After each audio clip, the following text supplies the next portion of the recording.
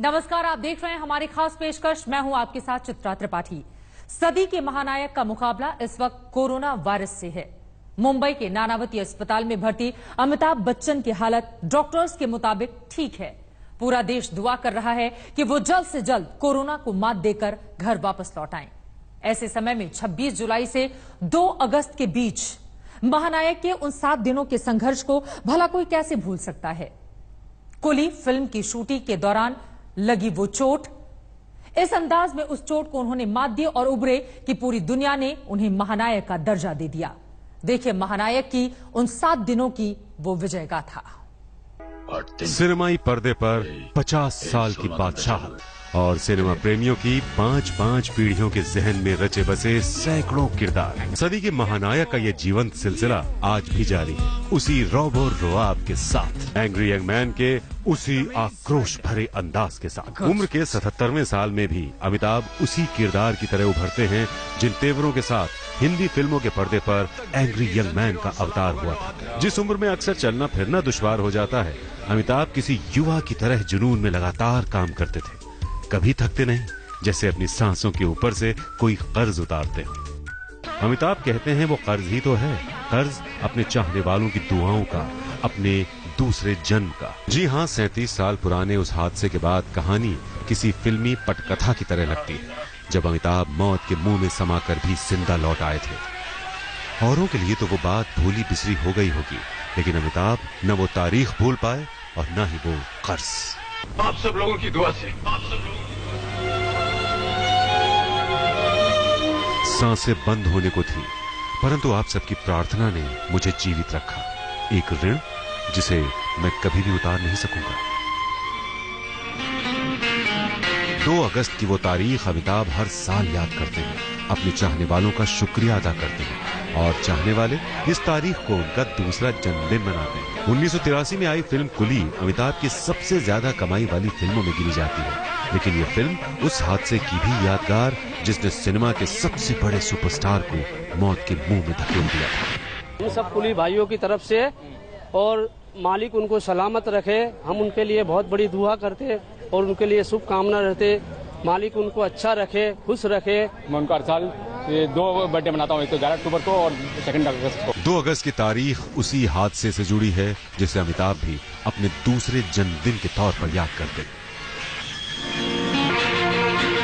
उम्र के लिहाज से अमिताभ के जन्म और पुनर्जन्म में फासला तो 40 साल का है, लेकिन 2 अगस्त की तारीख के पहले के 7 दिनों में जो कुछ हुआ वो किसी चमत्कार से कम नहीं था।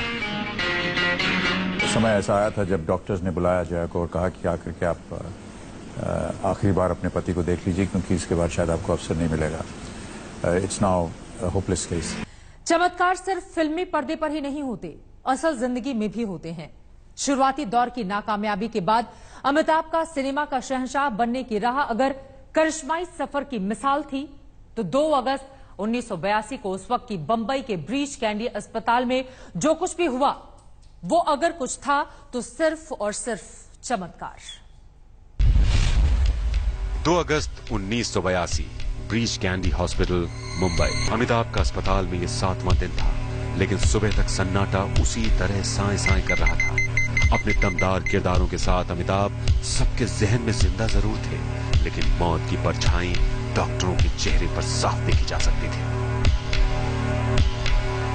1 सप्ताह पेट में लगी जिस चोट को मामूली समझकर बर्दाश्त कर गए थे अमिताभ, वो उन्हें कोमा जैसी हालत में पहुंचा चुकी थी।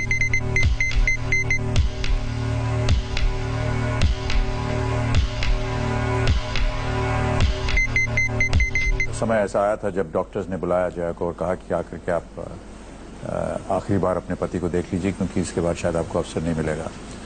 It's now hopeless case.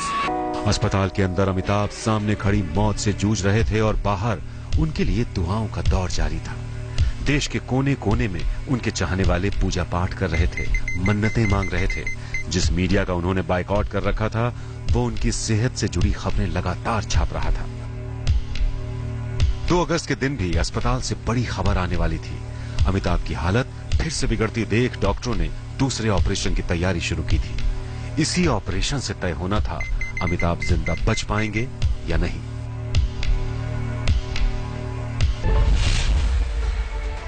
26 जुलाई 1982 रात 1 बजे। 26 जुलाई की उस रात बेंगलोर में रुके अमिताभ के होटल के नंबर पर एक फोन आया। अमिताभ सो रहे थे, लेकिन फोन स्मिता पाटिल का है, ये सुनकर वो दौड़े हुए रिसेप्शन पर आए। I had never ever spoken to her on the phone. Neither had she called, nor I called her. And I felt that maybe, there's something wrong and I need to take this call, so I did. And she said, Amitabh, are you all right? I said, yes, why? No, I just had a very bad dream and I was thinking about you and I hope you keep healthy and I hope you keep well. And I just had to talk to you and tell you about this. So I said, oh, thank you, I'm doing fine and the shooting's going on well. The next morning, I had my accident in Coolie. 26 जुलाई 1982। अमिताभ के जहन में स्मिता पाटिल का देखा वो सपना set पर पहुंचने तक घूमता रहा, लेकिन ये यकीन करने वाली बात नहीं थी। लिहाजा अमिताभ पहले से तैयार सीन में जुट गए। ऋषि कपूर का वो पूरा फाइट सीन सेट पर खड़े अमिताभ देख रहे थे। सब कुछ अच्छा ही चल रहा था कि अचानक डाइव लगाते हुए ऋषि कपूर गिर पड़े। उनका चेहरा बुरी तरह जख्मी हो गया। ये देखकर अमिताभ ऋषि कपूर पर झल्ला उठे। अब किस्मत वाले थे दोस्त। लेकिन इसके ठीक अगले सीन में वो हुआ जिसमें गलती किसकी है ये कहना मुश्किल था। अमिताभ ने तो बस इतना भर कहा, बस टाइमिंग गड़बड़ हो गई यार। वो हिंदी सिनेमा का एंग्री यंग मैन अवतार था। पर्दे पर जिसके आक्रोश की आग भगवान के सामने भी अपनी तपिश को कम नहीं होने देता था। वो ऐसा नायक था जो ईश्वर से आंख मिलाकर बातें करता था। फिल्म कुली के एक फाइट सीन की शूटिंग के दौरान जब उन्हें चोट लगी तो वो जिंदगी के लिए जंग में कहीं भी कमजोर नहीं पड़े। देश के लाखों करोड़ों हाथ दुआओं और मन्नतों के लिए ऊपर वाले की ओर उठे और फिल्मी पर्दे के विजय ने अपनी विजय गाथा खुद लिखी। पर्दे पर यह साल 1982 के अमिताभ है, लंबे कद की तरह आसमान छूता स्टारडम। अमिताभ के साथ 70 के दशक में जो एंग्री यंग मैन पर्दे पर उभरा था वो अब तक अपने चरम पर था। तब अमिताभ के बारे में कई बातें मशहूर हो चुकी थी। पहली तो ये कि अमिताभ मतलब बॉक्स ऑफिस पर फिल्म के सुपर हिट होने की गारंटी। अमिताभ की टक्कर में अगर कोई था तो वो खुद अमिताभ बच्चन। तब 40 साल के अमिताभ बच्चन डायबिटीज और एस्मा जैसी बीमारी से जूझ रहे थे, लेकिन अपने सीन को लेकर जुनून ऐसा कि अपने सारे एक्शन खुद ही करने के लिए मशहूर थे। 26 जुलाई 1982 दोपहर 2 बजे।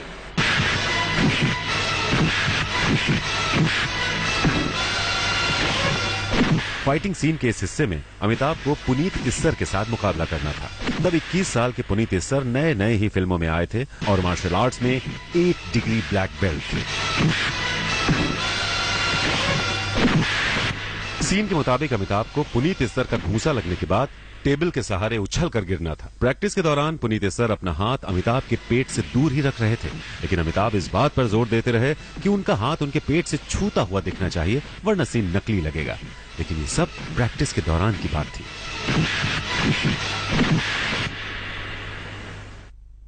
लेकिन कैमरा रोल होते ही जो हुआ उसकी उम्मीद अमिताभ ने भी नहीं की थी।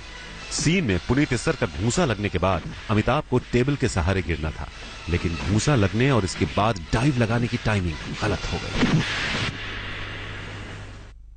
इस सीन में अमिताभ को पेट में चोट लगी, लेकिन उस वक्त सेट पर मौजूद किसी को भी इसका आभास नहीं हुआ। सीन के बाद अमिताभ सेट से बाहर चले गए। तब महीने भर की लंबी शूटिंग से परेशान यूनिट वालों को लगा अमिताभ बच्चन नाटक कर रहे हैं, लेकिन इसका एक दिलचस्प किस्सा खुद अमिताभ बताते हैं। अमिताभ ने इस चोट को हल्के फुल्के ढंग से ही लिया। तब ऋषि कपूर ने उन्हें आयोडेक्स देते हुए कहा था, रात में मल कर सो जाना, ठीक हो जाएगा। लेकिन अमिताभ ने चोट की बात होटल में ही रुकी अपनी पत्नी जया बच्चन को भी उतनी गंभीरता से नहीं बताई, लेकिन दर्द सुबह तक नहीं गया। अमिताभ ने उस दिन शूटिंग में हिस्सा नहीं लिया। 28 जुलाई 1982 saint Philomena hospital, Bangalore. Amitabh की हालत धीरे धीरे बिगड़ती जा रही थी, लेकिन डॉक्टरों को 3 दिन बाद तक अंदेशा नहीं हुआ। चोट की वजह से अमिताभ की आंखें फट चुकी हैं। यह संयोग ही था कि उस दिन वेल्लोर के मशहूर सर्जन डॉक्टर भट्ट हॉस्पिटल में मौजूद थे। किसी दूसरे मरीज के ऑपरेशन के लिए आए डॉक्टर भट्ट से अमिताभ को देखने की गुजारिश की गई। ये खबर सबके होश उड़ा देने वाली थी, क्योंकि पेट के अंदर इंटरनल ब्लीडिंग शुरू होने के 7-8 घंटे के भीतर ऑपरेशन जरूरी हो जाता है।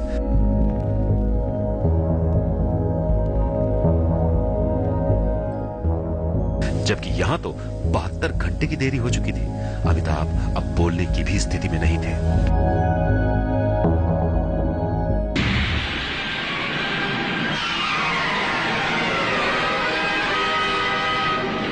अमिताभ का ऑपरेशन तो कामयाब रहा। डॉक्टरों ने छोटी आंत की मरम्मत करते हुए पूरे पेट में पसरे मवाद की सफाई कर दी। लेकिन अगले ही दिन अमिताभ की हालत और बिगड़ गई। उन्हें निमोनिया हो गया। डॉक्टरों ने सलाह दी उन्हें फौरन बंबई ले जाने की, लेकिन अमिताभ के पास तो उतना भी वक्त नहीं बचा था।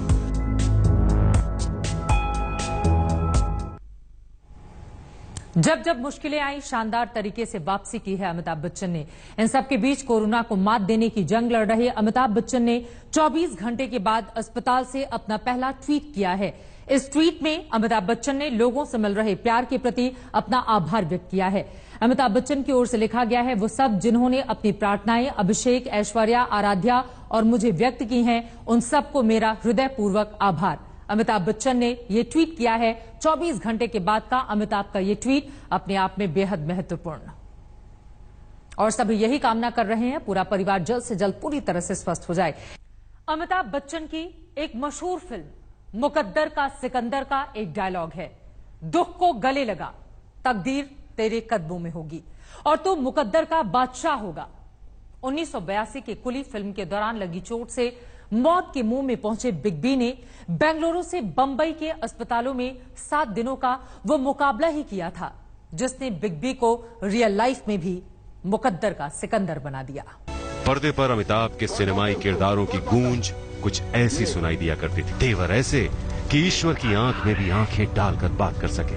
अमिताभ के साथ उनका सिनेमाई किरदार तैयार ही कुछ ऐसे हुआ था। उसे अगर नास्तिक नहीं भी कहा जाए तो मंदिर जाकर अपने लिए मन्नतें मांगने वाला या भगवान के भरोसे बैठ जाने वाला तो कतई नहीं कहा जाए। उस दिन अमिताभ की आंखें बंद थीं। डॉक्टरों ने कहा दवा के साथ। 31 जुलाई 1982। अमिताभ की हालत बेंगलोर के सेंट फिलोमिना हॉस्पिटल में ही गंभीर हो चुकी थी। इन्फेक्शन की वजह से अमिताभ की ब्लड डेंसिटी निचले स्तर पर आ चुकी थी।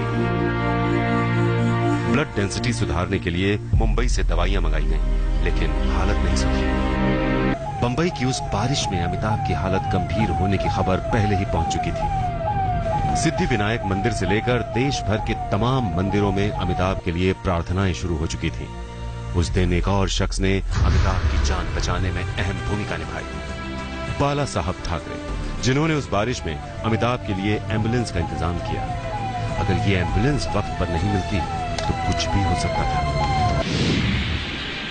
2 अगस्त 1982, ब्रीच कैंडी हॉस्पिटल, बंबई। चाहने वालों की दुआ प्रार्थना के बीच अमिताभ की हालत अस्थिर होती चली जा रही थी। ब्रीच कैंडी हॉस्पिटल में भर्ती होने के बाद जो हालत थोड़ी सुधरी थी, वो 2 अगस्त को फिर से खराब हुई।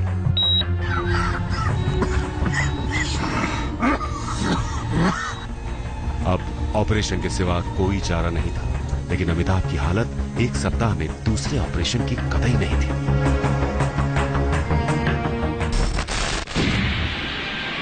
2 अगस्त 1982, ब्रीच कैंडी हॉस्पिटल, बंबई। छोटी आंत के ऑपरेशन के बाद मवाद बढ़ना रुका नहीं था। इन्फेक्शन की वजह से जहर अमिताभ के पूरे शरीर में फैल रहा था। 101 डिग्री बुखार के साथ सांस लेने में भी दिक्कत हो रही थी। दूसरे ऑपरेशन के सिवाय अमिताभ को बचाने का कोई चारा नहीं था।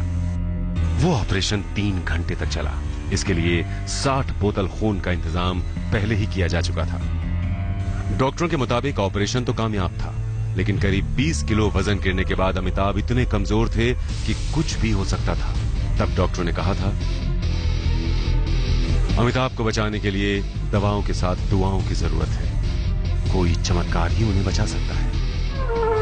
2 अगस्त के ऑपरेशन के बाद अमिताभ की हालत अस्थिर ही थी और जरूरत अभी एक और ऑपरेशन की थी। आशंका थी अमिताभ के पेट में ट्यूमर होने की, जिसे 13 अगस्त को ऑपरेशन के बाद निकाल दिया गया। 16 अगस्त 1982, Breach Candy hospital, Bombay. Breach Candy hospital से ये तस्वीरें किसी चमत्कार की तरह सामने आई थी। अमिताभ अब लोगों से मिल रहे थे और खुद चल फिर भी सकते थे। यूं कहें कि अमिताभ का दूसरा जन्म हो चुका था।